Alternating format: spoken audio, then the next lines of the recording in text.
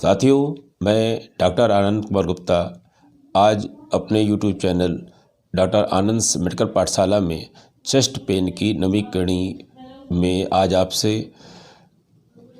Chest pain की उन कारणों से जो हड्डियों की वजह से हो सकती हैं, मांसपेशियों की वजह से हो सकती हैं, त्वचा की वजह से हो सकती हैं और साइकोलॉजिकल हो सकती हैं, उनकी कारणों की वजह से, उनमें होने वाली बीमारियों की वजह से जो चेस्ट पेन उठ सकते हैं उनकी चर्चा करूंगा। पिछले वीडियोस में आपने हृदय, फेफड़े और आहार नाल के बीमारियों की वजह से होने वाले चेस्ट पेन के बारे में जाना था। हमारा जो चेस्ट केज है, रिब केज है, चेस्ट है, थोरैक्स है, जो भी आप समझिए, ये कुछ बोन्स का समूह है जिसमें रिब्स आती हैं, 12 पेयर रिब्स हैं और 2 क्लेविकल आती हैं जिसको हसली भी लोग बोलते हैं, रिब को पसली बोलते हैं। सामने एक पट्टी नुमा हड्डी होती है जिससे रिब्स जुड़ी होती हैं, उसको ब्रेस्ट बोन या स्टर्नम कहते हैं और कहते हैं कि स्पाइन होती है, रीढ़ की हड्डी होती है। साथ में मसल्स होती हैं, मांसपेशियाँ, स्किन होती है, त्वचा, और इनमें होने वाली बीमारियों की वजह से होने वाले चेस्ट पेन के बारे में मैं आज चर्चा करूंगा।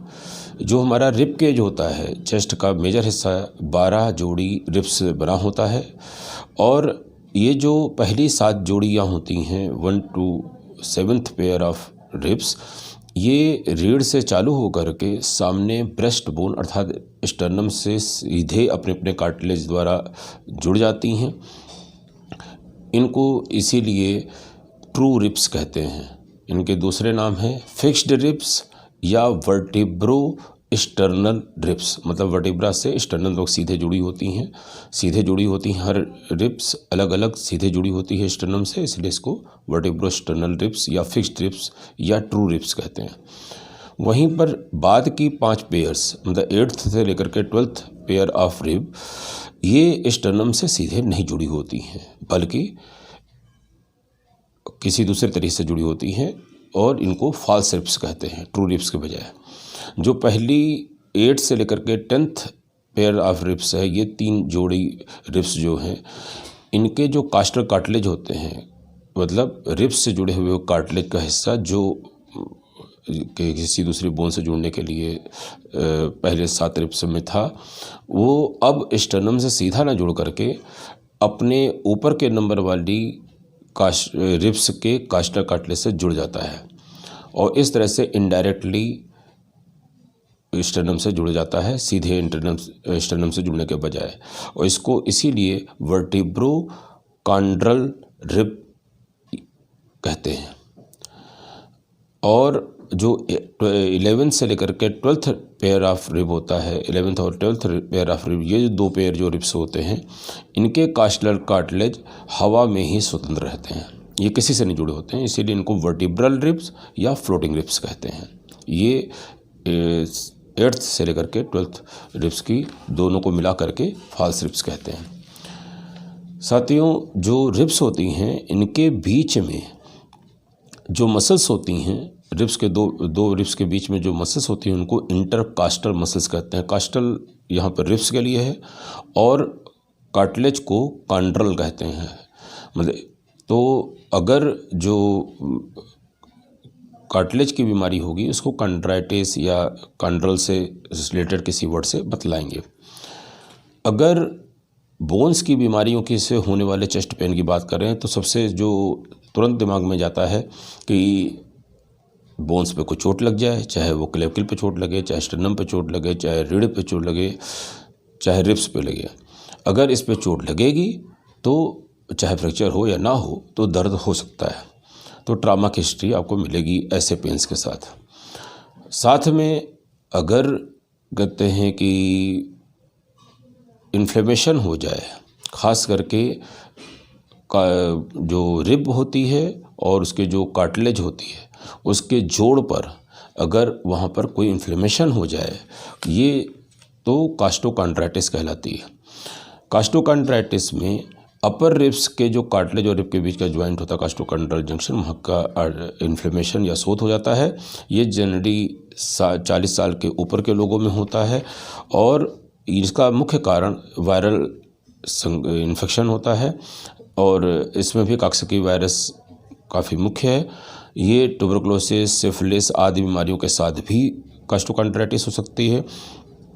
कभी कभी as a part of arthritis, जोड़ों जैसे रूमेटॉइड आर्थराइटिस हो गई या एंकाइलोजिंग स्पॉन्डिलाइटिस हो गई इत्यादि जो आर्थराइटिस होती हैं उनके पार्ट के रूप में कास्टोकॉन्ड्राइटिस हो सकती है।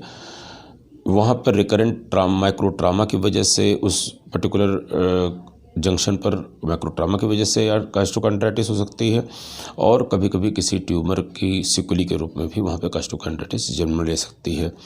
ये एक दर्द विशेष स्थान पर छूने से उस विशेष स्थान पर अगर हम छूते हैं तो दर्द बढ़ा हुआ मालूम देता है, खांसने से बढ़ सकता है, छींकने से बढ़ सकता है और वहाँ पर मसल के मूवमेंट, हाथ के चलाने से वहाँ की मसल के मूवमेंट से भी ये बढ़ सकता है। गहरी सांस लेने पे भी कुछ लोगों को दर्द बढ़ जाता है। ये ज़्यादातर बाईं तरफ देखा जाता है और ये अचानक कभी तेज भी हो सकता है और गर्दन हाथ हिलाने पर भी दर्द बढ़ सकता है, इतना बढ़ सकता है कि गर्दन और हाथ की तरफ रेडिएट कर जाए, बढ़ जाए।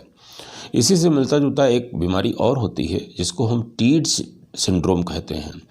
इसमें भी ऊपर की 4 रिब्स में, उसमें भी सेकंड और थर्ड रिब में सबसे ज़्यादा कास्टोकॉन्ड्राइल जंक्शन पर ही दर्द होता है। इसकी पैथोलॉजी और लक्षण एकदम कास्टोकॉन्ड्राइटिस जैसे होते हैं। अंतर फिर क्या है?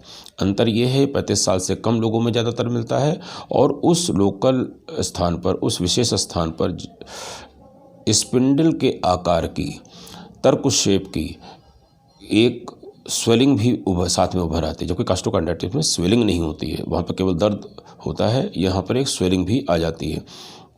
इस सूजन और या स्वेलिंग पर कहते हैं कि थोड़ी सी लाली भी हो सकती है और वहाँ पर टेम्परेचर भी रेस हो सकता है। ये डिफरेंस दोनों में होता है। अगर गर्दन की हड्डी में निकलने वाली जो नर्व्स हैं वो दब जाएं, उसकी वजह से भी चेस्ट पेन हो सकता है। एक विशेष स्थिति होती है जिसको सर्वाइकल एंजाइना कहते हैं। इसमें क्या होता है, सर्वाइकल वर्टिब्रा के बीच में जो इंटरवर्टिब्रल डिस्क होती है उसमें अगर सर्वाइकल स्पॉन्डिलोसिस हो जाए या इस तरह की कोई और बीमारी हो जाए तो जैसे C4 C8 के बीच में नर्व रूट किसी और कारण से दब जाएं तो उनकी वजह से चेस्ट पेन अपीयर कर जाता है। इसमें जो है गर्दन की जो है दर्द होगा, तनाव होगा, सर दर्द हो जाएगा, कंधे और उसी की जिस तरफ की नस दबी है उस तरह की आर्म में दर्द चला जाएगा। इसको सर्वाइकल एंजाइना कहते हैं।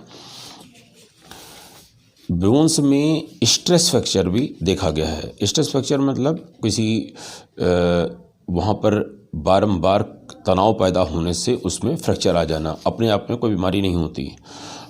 अगर रिब्स में देखा गया है कि चौथे से 8वीं पेयर ऑफ रिब्स में अगर देखा गया है, खास करके लेफ़्ट साइड में, कि रिपीटेड कफ मतलब बार बार की खांसी से या कुछ खेलों में जैसे तैराकी या गोल्फ या जिम्नास्टिक आदि में रिकरेंट स्ट्रेन पड़ने से वहाँ की रिब्स में स्ट्रेस फ्रैक्चर होता देखा गया है। कुछ और स्टर्नम में भी इस तरह का स्ट्रेस फ्रैक्चर देखा गया है। स्टर्नम में कब होता है कि अगर जो कुछ ट्राइसेप डिप करने वाले खिलाड़ी होते हैं या वेट लिफ्टिंग करने वाले होते हैं, इस तरह के जो होते हैं जिनमें स्टर्नम से जुड़ी मसल में बार बार संकुचन प्रंकुचन मतलब कंट्रक्शन रिलैक्सेशन होता है और बार बार वहाँ पे होता है, तो कभी कभी स्टर्नम भी फ्रैक्चर हो जाता है स्ट्रेस की वजह से। एक स्थिति होती है स्लिपिंग रिब सिंड्रोम, इसकी वजह से भी चेस्ट पेन उठता है। स्लिपिंग रिब सिंड्रोम को समझने के लिए हम ये समझें पहले कि भगवान ने जो हड्डियां बनाई हैं, एक हड्डी को दूसरे हड्डी से जोड़ने वाले जो संयोजी ऊतक होता है, कनेक्टिव टिश्यू होता है, उसको हम लिगामेंट नाम देते हैं। और बोन को जो मसल से जोड़ने वाला संयोजी ऊतक होता है उसको हम टेंडन नाम देते हैं। और जो रिब होती है पीछे स्पाइन से जुड़ी होती है, आगे स्टर्नम से जुड़ी होती है और खुद रिब अपनी कार्टिलेज से जुड़ी होती है। तो हर जगह पर लिगामेंट होता है, रिब और वर्टिब्रा के बीच में, रिब और उसकी कार्टिलेज के बीच में, कार्टिलेज से जो स्टर्नम जुड़ी होती है उसके बीच में, सब जगह का लिगामेंट होता है। अगर ये जो लिगामेंट्स हैं किसी रिब में ढीले हो जाएं, नॉर्मल से ज़्यादा उनके अंदर लोच आ जाए, लैक्सिटी आ जाए, तो क्या होगा, वो हाइपर मोबाइल हो जाएंगे। मतलब कि जितना उनको मूव करना चाहिए था नॉर्मली, उससे ज़्यादा वो मूव कर पाने की रेंज रखेंगे। तो ये हाइपर मोबिलिटी जो है देखी गई है लोअर 5 पेयर ऑफ रिब्स में, 8 से 12 पेयर ऑफ रिब्स में। इसके जो लिगामेंट्स होते हैं, अगर कुछ लोगों में ढीले हो सकते हैं, लैक्स हो सकते हैं, और इस हाइपर मोबिलिटी की वजह से कभी कभी जैसे कुश्ती के दौरान या फुटबॉल खेलने के दौरान या अचानक अपने शरीर में दाएं या बाएं तेज़ी से घूम गए या वेट लिफ्ट में झटके से उठा लिया, तो कभी कभी क्या होता है, ये रिब अपने ऊपरी रिब के नीचे स्लाइड कर जाती हैं, खिसक जाती हैं, और एक चेस्ट पेन बहुत तेज़ी से उभरता है, क्योंकि जो इंटरकास्टल मसल होती है उसके अंदर स्प्रेन पैदा हो जाने से उसमें दर्द पैदा होता है, और उसमें जो है एक पॉपिंग सेंसेशन आता है। पॉपिंग सेंसेशन समझ सकते हैं, हल्की सी करकड़ाहट टाइप का, जैसे कोई किसी बोन पे बोन चढ़ जाए, इस तरह का। और कहते हैं कि इसके अंदर लोअर चेस्ट पेन के साथ साथ अपर एब्डोमेन में भी पेन, मतलब कि निचले हिस्से की जो चेस्ट है उसमें पेन के साथ साथ पेट के ऊपरी हिस्से में भी दर्द महसूस हो सकता है। और ये फीमेल्स में ज़्यादा देखा गया है मेल्स के मुकाबले, और ये जो है मिडिल एज या पीडियाट्रिक एज ग्रुप के लोगों में ज़्यादा देखा गया है। साथियों, बोन्स के पेन्स के साथ बाद मैं आपसे चर्चा करूंगा कि मांसपेशियों की कौन सी बीमारियां ये दर्द पैदा कर सकती हैं, चेस्ट पेन के दे सकती हैं। एक बहुत कॉमन बीमारी है, उसका नाम है फाइब्रोमाइल्जिया। फाइब्रोमाइल्जिया को जानना इसलिए ज़रूरी है कि फाइब्रोमाइल्जिया में पूरे शरीर के विभिन्न हिस्सों की मांसपेशियों में अननोन कारण से दर्द आ जाता है, और वही दर्द आपकी चेस्ट मसल्स में भी हो सकता है। इसमें जनरली दर्द के साथ साथ थकान, नींद, याददाश्त और मन के स्तर में भी समस्या रहती है, और मन की इस समस्या को इस केस में जो फाइब्रोमाइल्जिया के साथ होती है उसको हम लोग फाइब्रोफॉग कहते हैं। ये औरतों में ज़्यादा देखा गया है। ज़्यादातर इस फाइब्रोमाइल्जिया का होने का जो केस मिलता है किसी लंबी बड़ी सारी चोट के बाद, या लंबी बीमारी के बाद, या लंबे संक्रमण के बाद, या बड़ी सर्जरी के बाद, या किसी बड़े तनाव, मानसिक तनाव से गुजरने के बाद ऐसी चीज़ें अचानक पैदा हो जाती हैं। इसमें जो है तनाव जनित सरदर्द होगा, पेट संबंधी समस्याएं होंगी, चिंता हो सकती है, अवसाद हो सकता है, जबड़े में समस्या हो सकती है इत्यादि। तो इसमें मरीज को हर जगह पर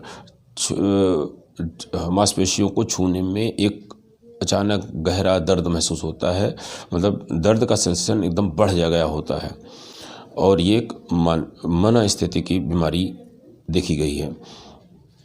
इसमें जो है एक कंडीशन हो सकती है मायोसाइटिस की। आइटिस हमने कई बार बताया है, आइटिस माने इन्फ्लेमेशन, सोथ। अगर मांसपेशियों में सोथ हो जाए, मायो माने मसल्स, तो हम कहेंगे मायोसाइटिस हो गई।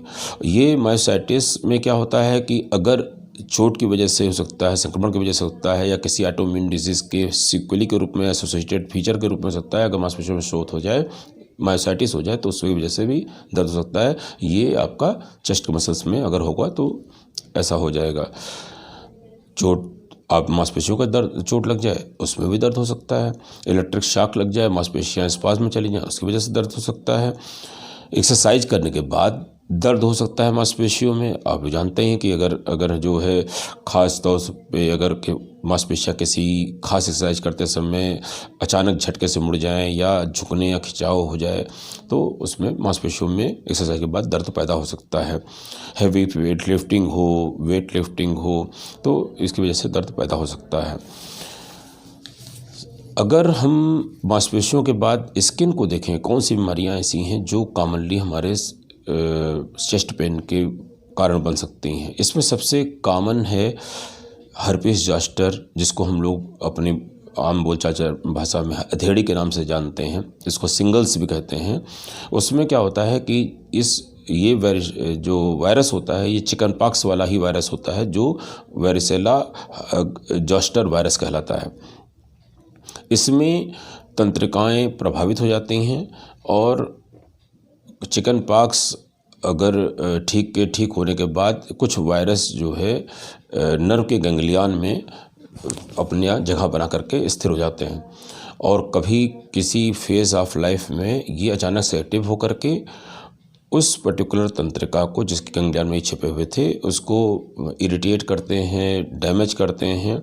और उससे क्या होता है कि जो नस प्रभावित होती है वो अपने प्रसार क्षेत्र में, डिस्ट्रीब्यूशन वाले क्षेत्र में, वहाँ पर रैश और ब्लिस्टर्स पैदा हो जाते हैं। रैश हो गया कि उभरी हुई त्वचा, लाली और खुजली के साथ, और ब्लिस्टर माने हो गया पानी भरे छाले समझ लीजिए, तो उनकी हो जाती है। तो आपने जो हथेड़ी से परिचित होंगे तो उन्होंने देखा होगा कि छाती में एक पट्टी नुमा, पीठ से लेकर के सामने की बोन तक एकदम आधे अंग में एक पट्टी नुमा इस तरह के लक्षण, दर्दीले लक्षण पैदा हो जाते हैं, जो चेहरे पे भी हो सकते हैं, पेट पे भी हो सकते हैं, और वो चेस्ट में तो बता ही रहे हैं हम।